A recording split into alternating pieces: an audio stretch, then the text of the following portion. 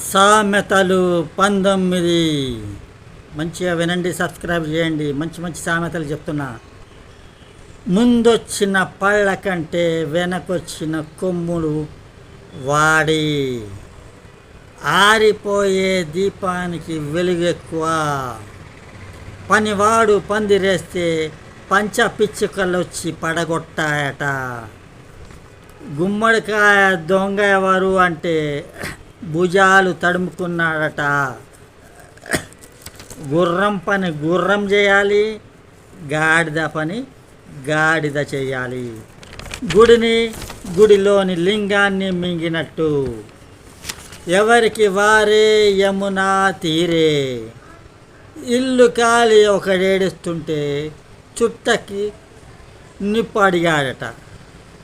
పండగ నాడు కూడా పాత మొగుడేనా